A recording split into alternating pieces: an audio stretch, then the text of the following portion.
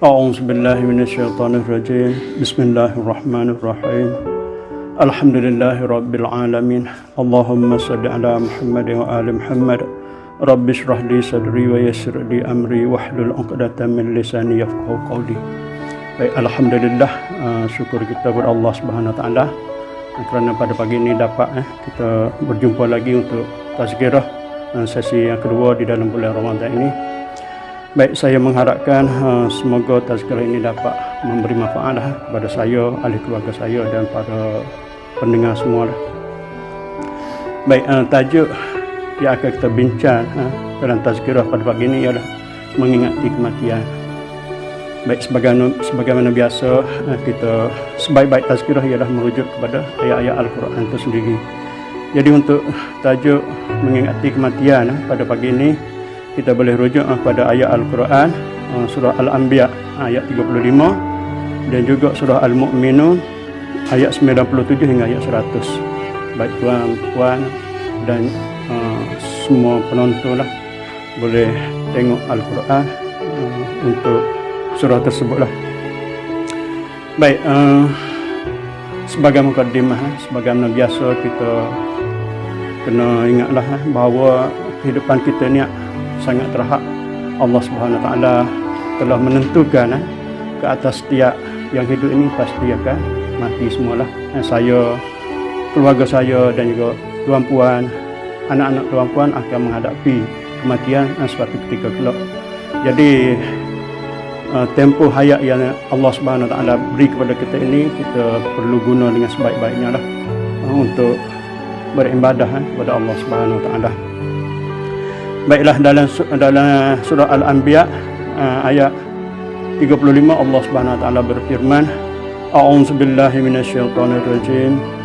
Bismillahirrahmanirrahim. Kullu nafsin dha'iqatul maut wa nabluukum bisyarri wal khairi fitnah wa ilaina turja'un. Allah Subhanahu Wa Taala berkata, kullu nafsin dha'iqatul maut. Setiap yang hidup dha'iqatul maut pasti akan merasai mati. Jadi saya dan semua yang hidup ini pasti satu masa akan datang yang kita tak tahu bila-bila kita pasti akan mati. Bapa tu, wa nabluukum bisyarri wal khairi fitnah. Kami cuba kamu bisyarri wal khairi fitnah, dengan keburukan dan kebaikan sebagai ujian di dalam kehidupan kita. Jadi Allah Subhanahu Wa Taala memberi peringatan kepada kita bahawasanya tempoh kehidupan kita ini merupakan tempoh cubaan. Allah Subhanahu Wa Taala akan memberi cubaan kepada kita semua untuk menguji kita. Adakah kita ini sebagai golongan yang beriman ataupun golongan yang engkar terhadap Allah Subhanahu Wa Taala. Kan? Jadi ujian tu Allah Subhanahu Wa Taala kata, wa nabluukum, kami cuba kamu bisyarri, dengan keburukan. Makna setiap individu yang hidup atas dunia ini pasti dia akan melalui keburukan dalam kehidupan dia. Maksud keburukan di sini ialah kesakitan, kesusahan, kesempitan hidup, tekanan dan sebagainya. Itu satu ujian daripada Allah Subhanahu Wa Taala nak tengok kita ni. Adakah kita ni termasuk dalam golongan yang bersabar ataupun tidak bersabar? Wal khairi, selain daripada keburukan itu, Tuhan uji juga dengan al khair, dengan kebaikan. Tuhan bagi kekayaan, Tuhan bagi kesihatan kepada kita, Tuhan bagi kemudahan kepada kita, Tuhan bagi nikmat kepada kita. Nak uji kita, adakah kita ini termasuk dalam golongan bersyukur ataupun tidak bersyukur kepada Allah Subhanahu Wa Taala. Jadi di sini setiap individu akan menghadapi dua keadaan ini. Dalam sepanjang dia hidup daripada dia lahir sampailah dia menghembuskan nafas yang terakhir, dia akan berhadapan dengan keburukan dan kebaikan. Akan datang, bergilir-gilir datang. Satu masa datang kesakitan, satu masa dia sihat, satu masa dia miskin, satu masa dia kaya. Jadi keadaan-keadaan ini nak tengok persepsi kita, bagaimana tanggapan kita terhadap Allah Subhanahu Wa Taala.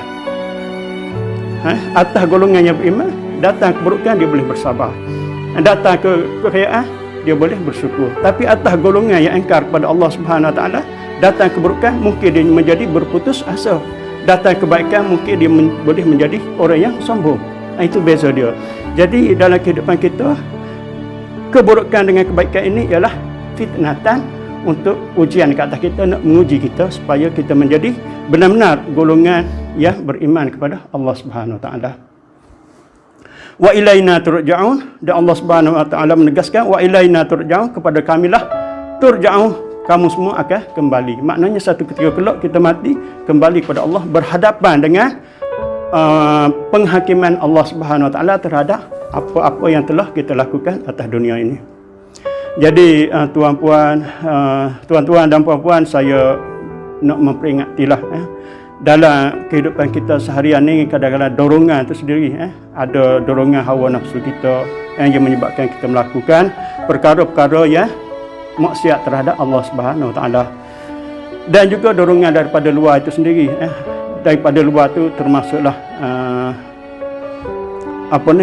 syaitan dan sebagainya, dan iblis dan sebagainya dah yang sentiasa mendorong kita supaya kita menderhaka kepada Allah Subhanahu wa taala. Jadi setiap hari kita akan berhadapan satu dengan kehendak nafsu kita, dan yang keduanya desakan daripada iblis, syaitan dan sebagainya lah, supaya menderhaka kepada Allah Subhanahu wa taala, agar tempoh yang kita hidup ini tidak memberi apa-apa makna kepada kita, sehingga pada hari akhirat kelak kita tergodong dalam golongan orang rugi. Anda kata kita tunduk pada nafsu, tunduk pada syaitan, maknanya satu tempoh kehidupan yang Tuhan bagi atas dunia ini tidak memberi apa-apa makna kepada kita. Justru itulah dalam surah Al-Mu'minun, Allah Subhanahu wa taala mengajar kita supaya kita sentiasa berdoa kepada Allah, minta perlindungan daripada was-was syaitan, agar syaitan tidak ganggu kita. Yang pertama, lawan hawa nafsu, itu dalaman kita sendiri, kita lawan diri kita. Dan yang keduanya, lawan faktor luaran, iaitu syaitan, iblis dan sebagainya, agar hayat yang Tuhan bagi ini dapat kita gunakan sebaiknya sebelum kita menghembuskan nafas yang terakhir. Baik, cuba tengok surah Al-Mu'min pula, ayat yang ke 97. Al-Mu'minun ayat 97. Allah Subhanahu wa taala berfirman, wa qul rabbi a'udzubika min hamazatis syayatin. Katakanlah rabbi a'udzubika, wahai Tuhanku, aku berlindung dengan engkau, min hamazatis syayatin, daripada was-was syaitan. Kita kena setiap hari kena mohon perlindungan daripada Allah Subhanahu wa taala supaya kita terlindung daripada was-was syaitan. Maksudnya dalam setiap masa syaitan akan ganggu manusia ni. Dia akan sentiasa memberi was-was. Orang baik nak melakukan kejahatan, dia was-was. Nak buat nak buat. Wah lama-lama dia terjebak dalam kejahatan. Orang baik dia nak buat perkara jahat, syaitan akan datang was-was. Nak buat, dia buat. Ataupun orang jahat dia nak buat perkara baik, syaitan datang halangan dia, jangan buat. Ini was-was syaitan. Jadi syaitan ni datang kepada manusia sentiasa memberi was-was agar mereka sentiasa menderhaka kepada Allah Subhanahu wa taala. Jadi dalam keadaan inilah Allah Subhanahu wa taala berfirman, wa qul, Tuhan ajar kita, rabbi a'udzubika min hamazatis syayatin, wahai Tuhanku, aku berlindung dengan engkau, min hamazatis syayatin, daripada was-was syaitan. Itu kena minta dengan Tuhan. Dalam Al-Quran surah Al-Mu'minun ayat 97 ini mengajar kita bagaimana kita nak memohon kepada Allah Subhanahu wa taala untuk berlindung daripada was-was syaitan. Jadi kena sebutlah. Tak boleh diamlah. Ayat Al-Quran ini mengajar kita doa, cara kita untuk menghindari was-was syaitan. Dan yang keduanya, Tuhan ajar lagi, wa a'udzubika rabbi an yahdurun, aku berlindung dengan engkau ya Allah, Rabbi an yahduru, wahai Tuhan, an yahduru, daripada syaitan itu hadir kepada kita. Kita juga minta perlindungan dengan Allah supaya kita ni tidak menjadi perhatian kepada syaitan. Minta juga tu, supaya syaitan itu tak datang kepada kita, supaya syaitan itu tidak menjadi sahabat kita, supaya syaitan itu tidak menghampiri kita. Kena mohon dengan Tuhan juga. Tadi mohon supaya dia tidak was-waskan kita. Dan ayat 98 ni pula kita memohon dengan Allah Subhanahu wa taala supaya syaitan itu sendiri tidak memberi perhatian kepada kita. Kena minta dengan Tuhan juga. Jangan ganggu kita lah. Kena minta macam tu. Sebab syaitan ni dua keadaan. Satunya syaitan iblis, dan yang keduanya syaitan manusia. Manusia jahat ni yang mendorong kepada perlakuan maksiat kepada Tuhan, mereka juga adalah syaitan. Maksud syaitan ni, sesiapa yang menjadi perosak kepada manusia, itu syaitan lah. Jadi kita kena mohon kepada Allah Subhanahu Wa Taala supaya kita tidak dihadiri oleh golongan-golongan tersebut, sama ada dia dari golongan jin ataupun dia daripada golongan manusia, untuk datang kepada kita supaya melakukan maksiat kepada Allah Subhanahu Wa Taala. Jadi kena mohon tu. Kena minta dengan Tuhan. Dua perkara. Satu pertama, waswah, dan yang keduanya kehadiran mereka itu kepada kita, kena minta perlindungan dengan Tuhan supaya mereka tidak datang kepada kita. Okey. Sebab apa? Sebab kalau datangnya golongan syaitan ini, maknanya hayat yang Tuhan bagi ini sia-sia, kita akan menderhaka kepada Allah Subhanahu Wa Taala. Kita tak akan guna hayat kehidupan kita ini untuk melakukan ubudiyah kepada Allah Subhanahu Wa Taala. Baik, dalam ayat 100 ni Allah Subhanahu Wa Taala berfirman lagi. Apa tu yang kita minta-minta semua tu? Supaya apa? Supaya kita tak tergolong dalam golongan yang derhaka. Sebab apa? Sebab golongan yang derhaka ini suatu masa apabila nak mati, barulah dia minta dengan Tuhan supaya dia hidup balik untuk melakukan amalan-amalan kebajikan yang dia telah tinggal semasa dia hidup kepada Allah Subhanahu Wa Taala. Baik.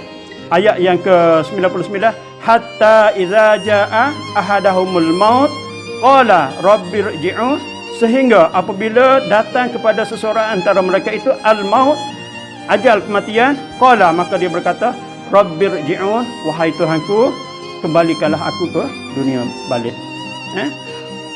Golongan manusia yang tak menggunakan hayat kehidupan dia untuk beribadah kepada Allah, untuk tunduk pada Allah semasa dia hidup, kelak apabila dekat dia nak mati, dia akan meminta daripada Allah Subhanahu Wa Taala supaya datang balik ke dunia untuk dia melakukan amalan-amalan yang telah dia tinggalkan. Hatta idza jaa ahadahumul maut, sehingga datang kepada seseorang daripada mereka itu al-maut, kematian, qala, mereka berkata, rabbirji'un, wahai Tuhan, kembalikanlah aku hidup semula di dunia. Kenapa? La'alli a'malu salihan fima taraktu, supaya aku dapat melakukan amalan soleh fima taraktu, yang apa yang telah aku tinggalkan semasa hidup dahulu. Jawab Allah, kalla innaha kalimatun huwa qailuha, tidak sekali-kali. Innaha kalimatun huwa qailuha, sesungguhnya permintaan itu, kalimah-kalimah itu merupakan satu kalimah-kalimah yang sia-sia sahaja. Satu alasan kerana mereka telah terdesak ketika mana mereka telah melihat ajal kematian mereka dekat dah pada mereka. Jadi permintaan balik untuk hidup dunia itu tak akan diberikan oleh Allah Subhanahu Wa Taala. Jadi ini satu peringatan lah yang kita semua akan sampai di sini. Agar semasa kita hidup ni, kita guna hayat kita untuk beribadah kepada Allah, untuk tunduk pada Allah, supaya dekat nak mati kelak kita tak tergolong dalam golongan manusia yang macam ni lah. Dekat-dekat nak mati minta balik dengan Tuhan supaya hidup balik di dunia untuk melakukan amalan baik, untuk tunduk kepada Allah Subhanahu Wa Taala. Baik. Wa min waraihim barzakhun ila yaumi yub'asu, dan di hadapan mereka itu barzakhun, satu alam barzah, ila yaumi yub'asun, sehinggalah mereka dibangkitkan semula. Jadi selepas kematian Allah Subhanahu Wa Taala memberi peringatan kepada kita, kita akan berada di alam barzah sehinggalah hari kebangkitan. Jadi berada di alam barzah ini memerlukan amalan-amalan semasa kita di dunia hari ini, ialah supaya kita hidup bahagia di alam barzah. Sebab di alam barzah ni adalah macam-macam tanggungjawab balik. Tuhan akan persoal balik kita.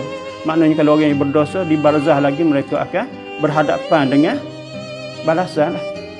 Ada lama tu, ila yaumi yub'asu, sehinggalah hari kebangkitan. Maksudnya sampai hari kiamat duduk di dalam kubur, duduk di alam barzah. Ketika itulah kita akan dipersoalkan balik apa yang telah kita lakukan semasa hayat di dunia hari ini.